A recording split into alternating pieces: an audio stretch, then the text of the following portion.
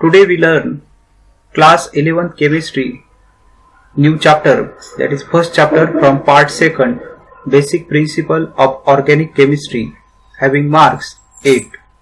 Today we will mainly focusing on the points structural formula, electron dot structure, condense formula and zigzag formula. आज आपण 11वी chemistry या मधील part 2 जो आहे chemistry मधील त्यातला basic principle of organic chemistry या चॅप्टरचा अभ्यास करणार आहोत. हा जो चॅप्टर आहे 11वीला 8 मार्क साठी आहे आणि याचे आज आपण महत्त्वाचे जे पॉइंट बघणार आहोत त्यामध्ये structural formula, electron dot structure, condense formula, zigzag formula. तर त्यातला कंटेंट जे आहे, the content include first point introduction which is omitted in a 25% syllabus. Then second point structural representation of organic molecule. Third point classification of organic compounds. Fourth point nomenclature of organic compounds. Fifth point isomerism. Sixth point type of cleavage of a covalent bond and types of reagent. These are the total contents or the total points which are present in this chapter. आता आपण या chapter मधील जे काही contents आहेत त्यातले content मधील point सर्व बघणार आहोत. त्यातला पहिला जो पॉइंट आहे इंट्रोडक्शन, हा पॉइंट 25% जो सिलेबस डिलीट करण्यात आलेला आहे तर त्यातला हा पॉइंट आहे. इंट्रोडक्शन हा कट करण्यात आलेला आहे, डिलीट करण्यात आलेला आहे कोविडमुळे. जो 11वीचा यावर्षी 25% भाग कमी करण्यात आलेला आहे त्यातला हा पॉइंट इंट्रोडक्शनचा आहे. त्यानंतर या चॅप्टर मधील आणखी इतर महत्त्वाचे जे पॉइंट आहे त्यामध्ये सेकंड नंबरचा जो पॉइंट आहे structural representation of organic molecule. Third point classification of organic compound. Fourth point nomenclature of organic compounds आणि फिफ्थ पॉइंट आयसोमेरिझम. आणि सिक्स नंबरचा जो पॉइंट आहे type of cleavage of covalent bond and types of reagents. त्यातला पहिला जो point आहे introduction, की जो पॉइंट कट केलेला आहे 25%, जो सिलेबस या वर्षी ओमिट करण्यात आलेला आहे, कमी करण्यात आलेला आहे.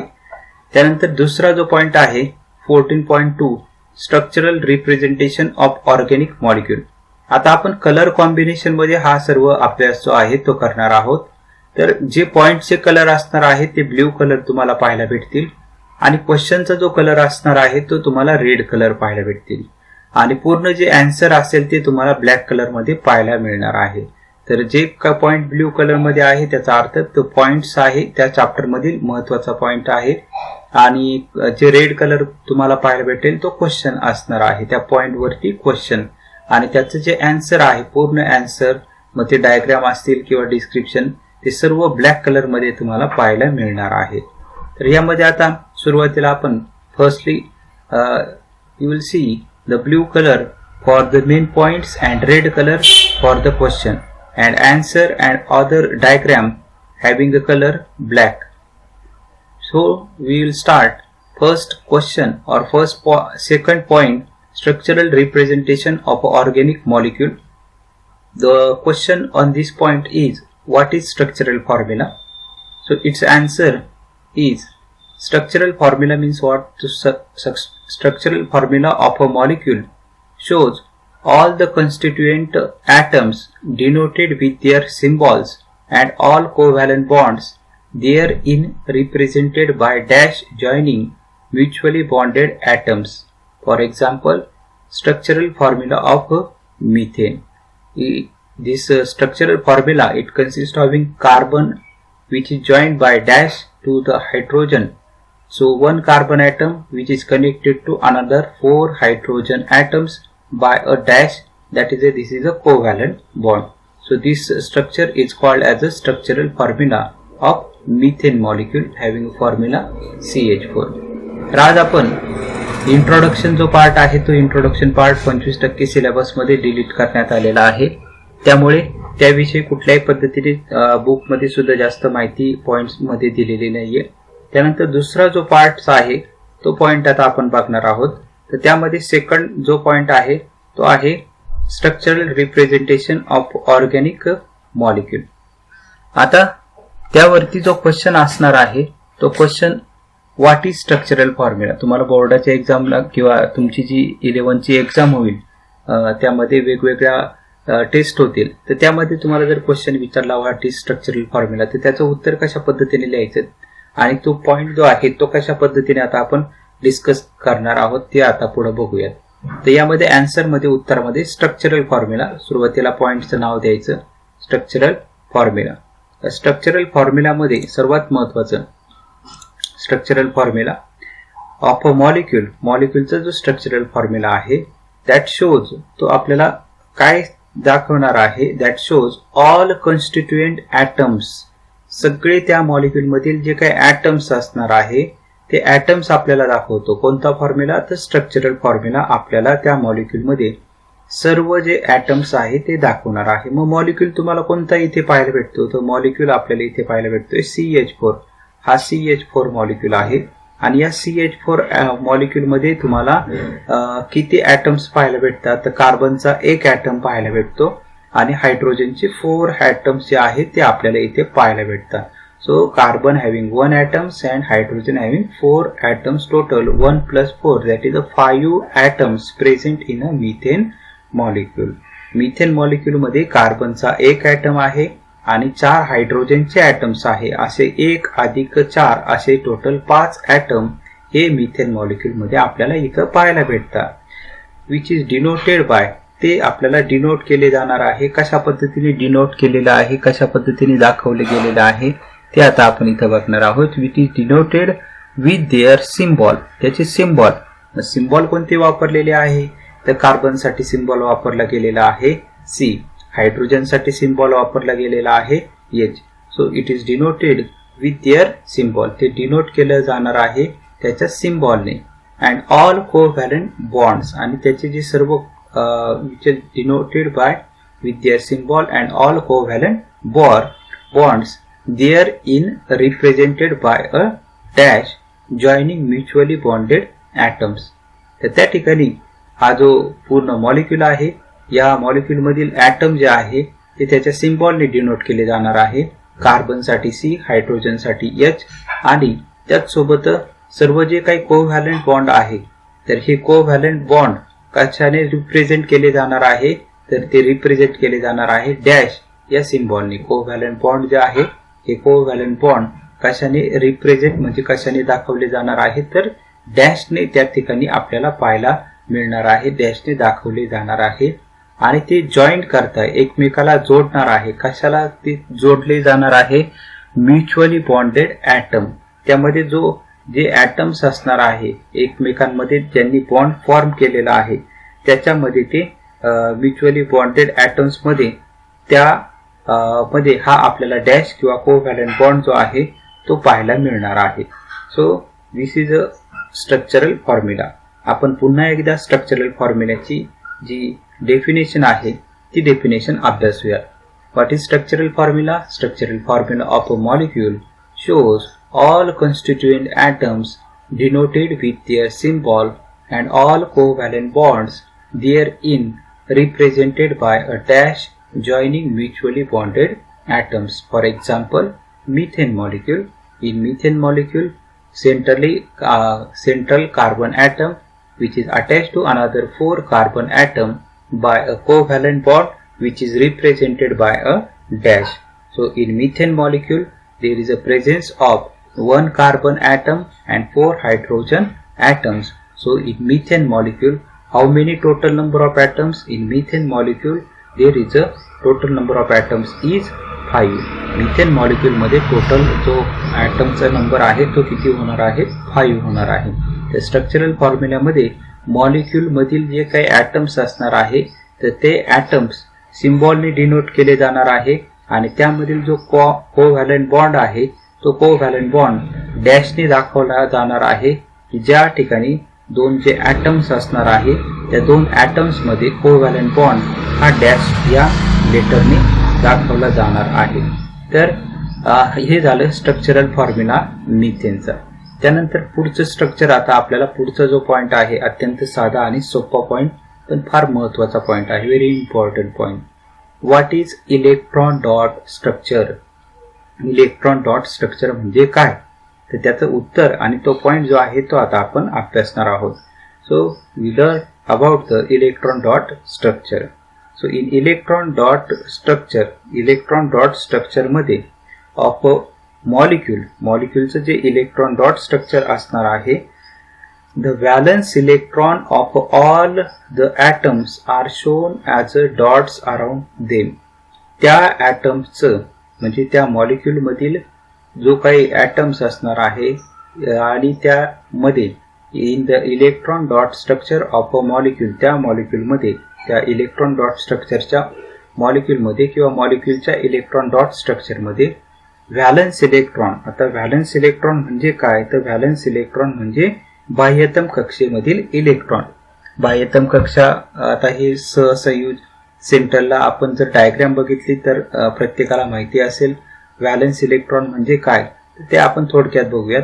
तर सेंट्रलला कोणत्याही अणूची संरचना ॲटॉमिक स्ट्रक्चर जर प्रत्येकाला माहिती असेल, सेंट्रलला पॉझिटिव्ह चार्ज असतो, त्यानंतर त्याभोवती जे ऑर्बिट्स आहे, ऑर्बिट म्हणजेच त्याला कक्षा म्हटलं जातं. तर या पद्धतीने वेगवेगळ्या त्यामध्ये कक्षा या असणार आहे लाईक दिस, आणि त्यांच्यामध्ये परत इलेक्ट्रॉनची संख्या या आपल्याला पाहायला भेटत असते.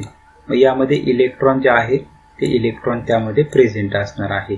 मग बाह्यतम कक्षेमधील जे काही इलेक्ट्रॉन असणार आहे याला म्हटलं जातं, it is called as a valence electron. Valence electron म्हणजे समजलं सर्वांना. तर व्हॅलन्स इलेक्ट्रॉन म्हणजे काय, तर व्हॅलन्स इलेक्ट्रॉन म्हणजे जो ॲटम आहे, मग हा कार्बन ॲटम आहे, त्याचा सेंट्रल जो न्यूक्लियस असणार आहे त्यामध्ये जे काही बाह्यतम कक्षेमधील इलेक्ट्रॉन असतात त्याला म्हटलं जातं valence electron. So valence electron of all the atoms are shown as a dots. बाह्यतम कक्षे, मग कार्बन जो आहे त्या कार्बनच्या व्हॅलन्स शेल मध्ये किती इलेक्ट्रॉन असतात, तर कार्बनच्या व्हॅलन्स शेल मध्ये टोटल 4 इलेक्ट्रॉन आर देअर. कार्बनच्या व्हॅलन्स शेल मध्ये आपल्याला 4 इलेक्ट्रॉन हे पाहायला भेटतात. मग हे 4 इलेक्ट्रॉन जे आहे, हा एक कार्बनचा पहिला इलेक्ट्रॉन व्हॅलन्स इलेक्ट्रॉन, हा दुसरा कार्बनचा व्हॅलन्स इलेक्ट्रॉन, हा तिसरा कार्बनचा व्हॅलन्स इलेक्ट्रॉन आणि हा चौथा कार्बनचा व्हॅलन्स इलेक्ट्रॉन हा आपल्याला इथे पाहायला भेटतो. हे झाले कार्बनचे 4 व्हॅलन्स इलेक्ट्रॉन. आणि या 4 व्हॅलन्स इलेक्ट्रॉन जे आहेत ते कार्बनचे आहे, कारण कार्बनची व्हॅलन्सी आपण बघितली. कार्बनची व्हॅलन्सी किती असते, तर कार्बनची व्हॅलन्सी असते 4. कार्बनचा ॲटॉमिक नंबर जर बघितला आपण तर कार्बनचा ॲटॉमिक नंबर असतो 6. आणि त्याचं जर इलेक्ट्रॉनिक कॉन्फिगरेशन आपण बघितलं तर इलेक्ट्रॉनिक कॉन्फिगरेशन जे आहे ते 1s2 2s2 1s2 2s2 2p2 हे त्याचं इलेक्ट्रॉनिक कॉन्फिगरेशन. आता इलेक्ट्रॉनिक कॉन्फिगरेशन तुम्हाला पुढे गेल्यानंतर अभ्यासायचं आहे, आपण इथे थोडक्यात बघूयात. मग त्याच्यामध्ये पहिली जी शेल आहे ही 1 नंबरची जी शेल आहे, या 1 नंबरच्या शेलमध्ये आपण म्हणूयात की ही 1 नंबरची शेल आहे, याला आपण नंबर देऊयात. ही 1 नंबरची शेल आहे. आतमध्ये हा सर्व न्यूक्लियसचा भाग आहे असं कन्सिडर करूयात. हा सर्व न्यूक्लियस, याला आपण न्यूक्लियस कन्सिडर करूयात. हा जो पूर्ण आहे हा न्यूक्लियस आहे आणि त्याच्या भोवती ही पहिली शेल आहे आणि ही दुसरी शेल आहे, कक्षा आपण त्याला म्हणूयात. तर पहिल्या शेलमध्ये किती इलेक्ट्रॉन आपल्याला पाहायला भेटतात, तो हा इलेक्ट्रॉन नंबर असतो. तर त्यामध्ये 2 इलेक्ट्रॉन हे पाहायला भेटतात, 2 इलेक्ट्रॉन्स. मग आणि दुसरी जी शेल आहे ही 2 नंबरची जी शेल आपण इथे मेन्शन केलेली आहे, तर या शेलमध्ये आपल्याला किती इलेक्ट्रॉन पाहायला भेटतात, तर इलेक्ट्रॉन नंबर तुम्हाला पाहून घ्यायचा आहे. तर इलेक्ट्रॉन नंबर इथे 2 + 2. मग 2 + 2 म्हणजे किती झाले, तर 2 + 2 म्हणजे टोटल होणार आहे 4 इलेक्ट्रॉन्स आर देअर. मग 4 इलेक्ट्रॉन, त्यातले 4 इलेक्ट्रॉन कोणते, तर हा पहिला इलेक्ट्रॉन, दुसरा इलेक्ट्रॉन, तिसरा इलेक्ट्रॉन, चौथा electron. First, second, third and fourth. 4 electron present in the valence shell of a carbon. कार्बनच्या व्हॅलन्स शेलमध्ये किती इलेक्ट्रॉन असतात, तर 4 electron. So in the outermost shell of the carbon there is a presence of 4 electron. कार्बनच्या बाह्यतम कक्षेमध्ये 4 electron आपल्याला पाहायला मिळतात आणि ते 4 इलेक्ट्रॉन आपण इथे डॉटने मेन्शन केलेला आहे. 1, 2, 3 and 4. These are 4 electron. 1, 2, 3 and 4. So these are the 4 valence electron. These are the 4 valence electron of the carbon which is denoted by the dot. ते आपण डॉटने डिनोट केलेले आहे. त्यानंतर हायड्रोजन. आता हायड्रोजनचं जर आपण बघितलं, हायड्रोजनचा ॲटॉमिक नंबर प्रत्येकाला माहिती आहे, हायड्रोजनची व्हॅलन्सी पण प्रत्येकाला माहिती.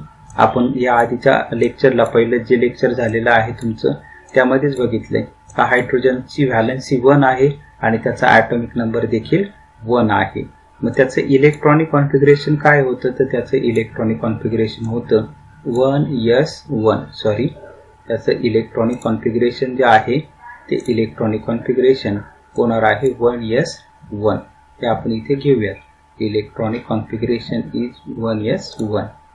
मग आता 1s1 it's electronic configuration 1s1. आता हायड्रोजनचे आपण ॲटॉमिक स्ट्रक्चर जे आहे, अणूची संरचना हायड्रोजनची ड्रॉ करूयात. याला काय म्हणायचं, तर nucleus. It is called as a nucleus and its outer most shell. त्याचे आता आउटर मोस्ट शेल जे आहे ते आपण ड्रॉ करूयात. आउटर मोस्ट शेल, त्याला एकच शेल आहे, तीच एक शेल, त्यालाच आपण आउटर मोस्ट शेल म्हणणार आहोत, बाह्यतम कक्षा.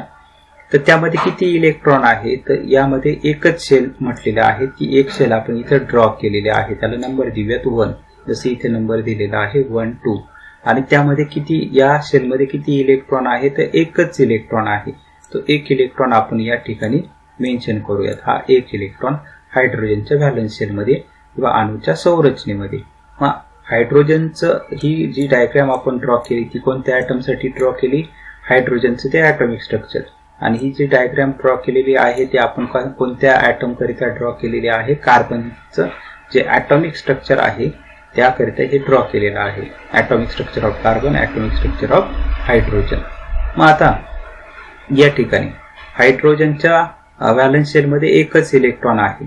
मग इथे पहिला हायड्रोजन आहे, त्या हायड्रोजनचा एक इलेक्ट्रॉन. त्याकरिता आपण कलर जो आहे वाटल्यास तर थोडासा वेगळा घेऊयात, म्हणजे तुम्हाला समजण्यासाठी आणखी सोपं जाऊ शकतं. हा हायड्रोजन आहे, त्याचा एक इलेक्ट्रॉन, हा एक इलेक्ट्रॉन व्हॅलन्स इलेक्ट्रॉन. हा दुसरा हायड्रोजन आहे, त्या दुसऱ्या हायड्रोजनचा हा एक इलेक्ट्रॉन. तिसरा हायड्रोजन, त्याचा एक इलेक्ट्रॉन. चौथा हायड्रोजन, त्याचा एक इलेक्ट्रॉन. असे प्रत्येक हायड्रोजनकडे फक्त व्हॅलन्स इलेक्ट्रॉन किती असणार आहे, हायड्रोजनकडे व्हॅलन्स इलेक्ट्रॉनचा जो नंबर आहे तो फक्त असणार आहे 1. कार्बनकडे किती व्हॅलन्स इलेक्ट्रॉन असतात, तर कार्बनकडे आपण बघितलं 4 valence electron are present in the carbon. कार्बनकडे 4 व्हॅलन्स इलेक्ट्रॉन, आणि त्यामुळे कार्बनची व्हॅलन्सी आपण बघितली. कार्बनची व्हॅलन्सी किती असते, 4. आणि हायड्रोजनची व्हॅलन्सी किती असते, लक्षात ठेवा 1 असणार आहे. हा पार्ट तुम्हाला 12वी पर्यंत पूर्ण लक्षात ठेवायचा आहे. तर यामध्ये आता हे जे 2 इलेक्ट्रॉन आहे, कोणते 2 इलेक्ट्रॉन, तर त्यामध्ये आता आपण बघतोय हायड्रोजनचा एक इलेक्ट्रॉन आणि कार्बनचा एक इलेक्ट्रॉन, यांच्यामध्ये बॉन्ड आपण फॉर्म करूयात.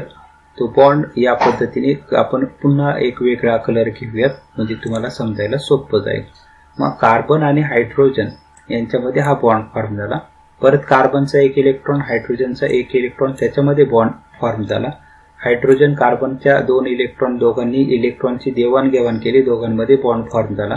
पुन्हा कार्बन हायड्रोजन दोघांमधील जे काही इलेक्ट्रॉन आहे त्यांनी इलेक्ट्रॉनचे एकमेकाला दिले आणि घेतले, त्यांच्यामध्ये इलेक्ट्रॉनमुळे देवाणघेवाणमुळे त्यांच्यामध्ये बॉन्ड जो आहे तो फॉर्म झालेला आपल्याला पाहायला भेटतो. आणि हे झालं आता डॅश स्ट्रक्चर. या आधीचा जो पॉइंट आपण बघितलेला होता स्ट्रक्चरल फॉर्म्युला, की ज्यामध्ये मॉलिक्युलचा सिम्बॉल आणि त्यामधील जे सर्व ॲटम्स आहे ते कोव्हॅलंट बॉन्ड हा डॅशने डिनोट केला जातो. 2 ॲटम एकमेकाला जॉईंट केले जातात, त्याला आपण स्ट्रक्चरल फॉर्म्युला असं म्हटलेलं होतं. आता हे डॅश जे आहे ते डॅश आपल्याला फक्त इथे दाखवायचे नाही. डॅश न दाखवता फक्त इलेक्ट्रॉन जर दाखवले गेले त्या स्ट्रक्चरला कोणतं स्ट्रक्चर म्हटलं जातं, इलेक्ट्रॉन डॉट स्ट्रक्चर. मग आता आपण सर्व जे डॅश इथे दाखवलेले होते, आता हा सर्व पार्ट आपण रिमूव्ह करूयात. आणि रिमूव्ह केल्यानंतर आपल्याला समजणार आहे की कशा पद्धतीने हा जो पूर्ण पार्ट आहे तो आता आपण इरेज करूयात. त्यातला जो पार्ट आहे तो इरेज केला आपण. आणि इरेज केल्यानंतर आता तुम्हाला फक्त इलेक्ट्रॉनिक स्ट्रक्चर जे आहे ते इलेक्ट्रॉनिक स्ट्रक्चर हे पाहायला मिळतं. इथे हे इलेक्ट्रॉन्स आहे, दीज आर दी इलेक्ट्रॉन्स. आता 4 electron, 4 electrons of carbon and each 1 electron is of the hydrogen atom. प्रत्येक एक जो इलेक्ट्रॉन आहे तो हायड्रोजन ॲटमचा तुम्हाला पाहायला मिळतोय. आता तर या स्ट्रक्चरला काय म्हटलं जातं, इलेक्ट्रॉन डॉट स्ट्रक्चर. कशाचं इलेक्ट्रॉन डॉट स्ट्रक्चर झालं तर CH4. CH4 लाच काय म्हटलं जातं, CH4 it is also called as a methane. CH4 लाच मिथेन असं म्हटलं जातं. So what is electron dot structure? In the electron dot structure of a molecule, the valence electron of all the atoms are shown as dots around them. Two dots shared between two atoms indicate one covalent bond. For example, electron dot structure of a methane. The electron dot structure जे आहे ते मिथेनचं आता आपण बघितलेलं आहे. तर यामध्ये मराठीमध्ये आपण पुन्हा याची माहिती घेऊयात. इलेक्ट्रॉन डॉट स्ट्रक्चर म्हणजे काय? Electron dot structure of a molecule, the valence electron जे बाह्यतम कक्षेमधील जे इलेक्ट्रॉन असणार आहे, कार्बनच्या बाह्यतम कक्षेमधील इलेक्ट्रॉनची संख्या 4 आणि हायड्रोजनच्या बाह्यतम कक्षेमधील इलेक्ट्रॉनची संख्या 1. Valence electron of all the atoms, सर्व जे काय ॲटम्स असणार आहे, all the atoms are shown as a dots. ते कशाने रिप्रेझेंट केले जाणार आहे? डॉट. त्या डॉट ऐवजी तुम्ही क्रॉस सुद्धा घेऊ शकता. हायड्रोजनचं जर तुम्ही क्रॉस यूज केला आणि कार्बनचा डॉट यूज केला तरी देखील चालेल, किंवा कार्बनचे इलेक्ट्रॉन तुम्ही क्रॉसने रिप्रेझेंट केले आणि हायड्रोजनचे डॉटने रिप्रेझेंट केले तरी चालेल. आपल्याला डॉट आणि क्रॉस हे फक्त एक सिम्बॉल, की त्याचे ते इलेक्ट्रॉन आहे. या आधीच्या सिलेबसमध्ये कार्बनचे इलेक्ट्रॉन डॉटने आणि हायड्रोजनचे इलेक्ट्रॉन क्रॉसने किंवा व्हाईस वर्सा विरुद्ध तुम्ही वेगवेगळे इलेक्ट्रॉन ते दाखवू शकत होता. आता नवीन सिलेबस आहे, त्यामध्ये जसं दिलंय त्याच पद्धतीने आपण बघणार आहोत. So which are shown as a dots around them. Two dot shared between two atoms. 2 dot, मग त्या डॉट्स ऐवजी तुम्ही एक डॉट एक क्रॉस पण घेऊ शकता. 2 डॉट्स आर शेअर्ड. शेअर म्हणजे भागीदारी केली जाणार आहे. शेअर्ड बिटवीन 2 ॲटम्स, 2 ॲटम्स मध्ये त्याची भागीदारी असणार आहे. Indicate 1 covalent bond. आणि त्यामध्ये काय इंडिकेट केलं जाणार आहे? इंडिकेट केलं जाणार आहे, दर्शवलं जाणार आहे. इंडिकेट करणे म्हणजे दर्शविणे. काय दर्शवलं जाणार आहे? तर कोव्हॅलंट बॉन्ड जो आहे तो दर्शवला त्या ठिकाणी जाणार आहे. So this is the electron dot structure of methane. असंच तुम्ही वेगवेगळे मॉलिक्यूल घेऊन घरी प्रॅक्टिस करायची आणि त्यांचं जे इलेक्ट्रॉनिक स्ट्रक्चर आहे, 1 डॅश म्हणजे 2 इलेक्ट्रॉन तुम्ही त्या ठिकाणी दाखवायचे. 1 इलेक्ट्रॉन कार्बनचा, कार्बनचे 4 इलेक्ट्रॉन जे आहे ते डॉटने किंवा क्रॉसने दाखवा. आणि हायड्रोजनचे जे इलेक्ट्रॉन आहे त्या हायड्रोजनचे इलेक्ट्रॉन तुम्हाला जर डॉटने दाखवायचे असतील तर डॉटने तुम्ही दाखवू शकता. क्रॉसने तुम्हाला जर दाखवूशी वाटत असेल तर क्रॉसने दाखवू शकता. तर या पद्धतीने तुमच्या मनावरती ती गोष्ट जी आहे ती राहू द्या. या ठिकाणी दोन्ही इलेक्ट्रॉन हे डॉटने दाखवले गेलेले. त्यानंतर कंडेन्स फॉर्म्युला. आता आपण पुढचा पॉईंट बघणार आहोत. कंडेन्स याचा अर्थ प्रत्येकाला माहिती असेल. कंडेन्स म्हणजे एकत्र येणे. Condense means combine. So what is mean bye condense formula? Condense formula म्हणजे काय? So the complete structural formula is simplified with hiding of some or all the covalent bonds and indicating the number of identical groups attached to an atom by a subscript. The resulting formula of a compound is known as a condensed formula. Example, condensed formula of ethane can be written as CS3-CH3 or CH3CH3. Condense formula म्हणजे काय? तर condense formula याचा अर्थ, यावरती question जो आहे तो या पद्धतीने विचारला जाऊ शकतो. कंडेन्स फॉर्म्युला म्हणजे काय? The complete structural formula. एक पूर्ण कम्प्लीट स्ट्रक्चरल फॉर्म्युला असणार आहे. तो साध्या सोप्या पद्धतीने आपल्याला लिहायचा आहे. त्यामध्ये काय हाईड करायचं आहे? हाईड म्हणजे आपल्याला डिसअपिअर करायचे. Of some or all the covalent bond. सर्व जे आपण कोव्हॅलंट बॉन्ड स्ट्रक्चरल फॉर्म्युल्यामध्ये बघितलेले होते ते सर्व आपल्याला हाईड करायचे आहे. आणि त्याऐवजी आपल्याला आयडेंटिकल ग्रुप्सचे and indicating the number of identical groups attach to an atom indicated by a subscript.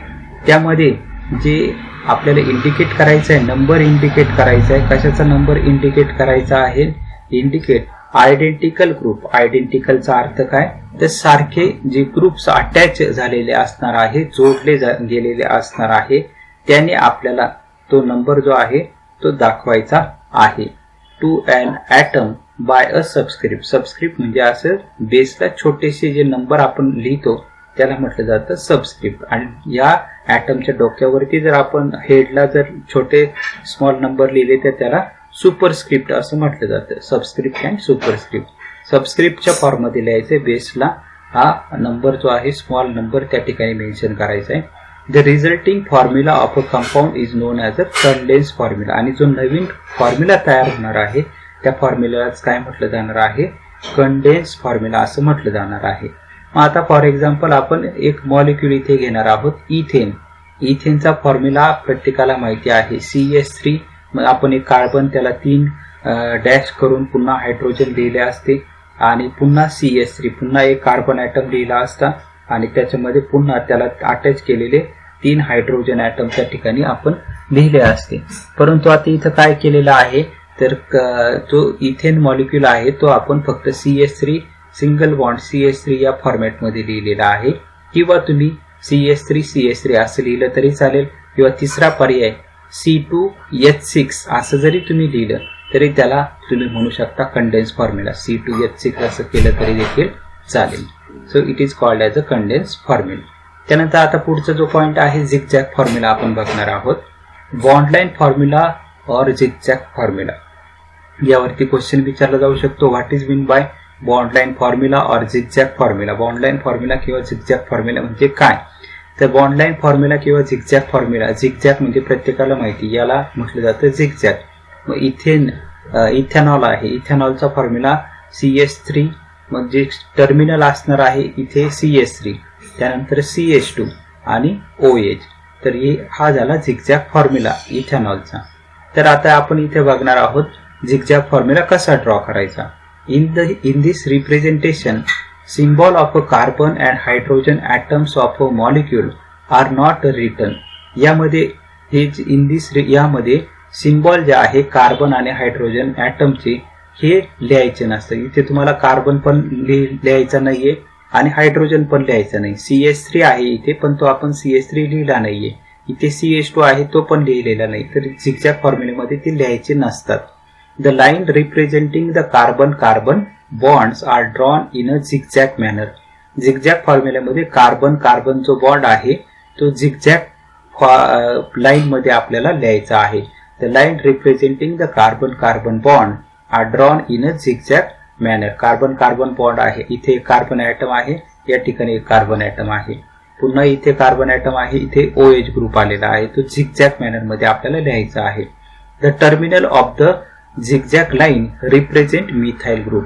जे टर्मिनल आहे, टर्मिनलचा अर्थ कड म्हणजे सगळ्यात शेवटचा पार्ट. इथे पण टर्मिनल आहे, इथं पण टर्मिनल आहे. कड जे आहे त्या कड म्हणजे त्याला म्हटलं जातं टर्मिनल. मग या फॉर्म्युल्याची जी कड असणार आहे, शेवट असणार आहे किंवा सुरुवात असणार आहे त्याला टर्मिनल म्हटले जातात. So the terminal of the zigzag line represent the methyl group. जे टर्मिनल आहे तिथं काय कन्सिडर करायचं, तिथं मिथाइल ग्रुप आहे. मिथाइल ग्रुपचा फॉर्म्युला कोणता आहे तर CH3 ग्रुप हा मिथाइल ग्रुपचा फॉर्म्युला असणार आहे. The intersection of the line denotes a carbon atom. आणि जो इंटरसेक्शन असणार आहे, इंटरसेक्शन म्हणजेच काय तर दोन लाईन ज्या ठिकाणी एकत्र होतात त्याला म्हटलं जातं इंटरसेक्शन. तर टर्मिनलला म्हणायचं CH3 आणि दोन लाईन एकत्र येतात त्या ठिकाणी इंटरसेक्शन लाईन असणार आहे. Intersection line denotes carbon atom. आता कार्बनची व्हॅलन्सी 4 आहे, म्हणजे या ठिकाणी इकडे एक लाईन जॉईंट झालेली, या कार्बनला इकडे एक लाईन जॉईंट झालेली, म्हणजे कार्बनची 4 व्हॅलन्सी पैकी 2 व्हॅलन्सी सॅटिस्फाईड झालेली, 2 व्हॅलन्सी राहिल्या, तिथे 2 हायड्रोजन ॲटम आहे. इथे एकच कार्बनची लाईन आहे याला जॉईंट झालेली, म्हणजे या कार्बनकडे 3 हायड्रोजन ॲटम जे आहे ते प्रेझेंट असणार आहे.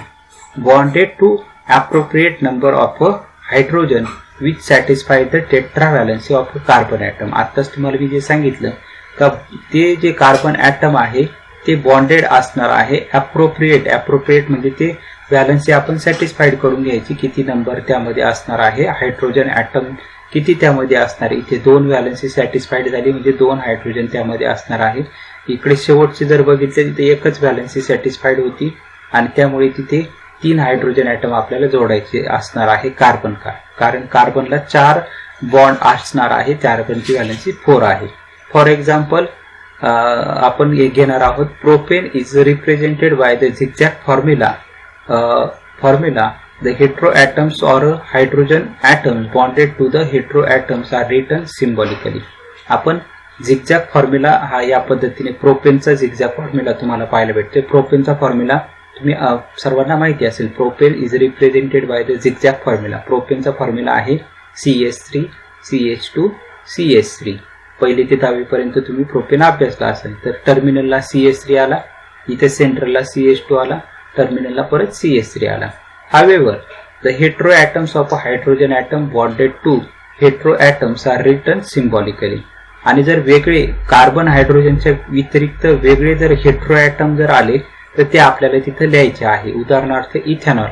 इथेनॉलचा फॉर्म्युला असतो CH3 CH2 आणि हेटेरोएटम आलाय OH. तो आपण इथे सेपरेट लिहिलेला आहे. CH3 CH2 OH. Heteroatom separate लिहायचे. बाकीचे टर्मिनलला CH3 असतो, सेंटरला कार्बन पाहायचा आणि त्याची व्हॅलन्सी टेट्रा व्हॅलन्सी करून घ्यायची. टेट्रा म्हणजे 4, व्हॅलन्सी म्हणजे तुम्हाला समजलं आहे. जसं माणसाला 2 हाती म्हणजे व्हॅलन्सी त्याची 2 होणार आहे. तसं त्या ॲटमची कार्बनची व्हॅलन्सी 4 असते. तर इथे 2 आपल्याला लाईन पाहायला भेटत आहे. 2 ज्या इतर लाईन आहे त्या ठिकाणी हायड्रोजन ॲटम आहे असं कन्सिडर करायचं, असं मानायचं आपल्याला त्या ठिकाणी आहे. त्यानंतर पुढचा जो पार्ट आहे तो आपण पुढच्या लेक्चरला बघूया.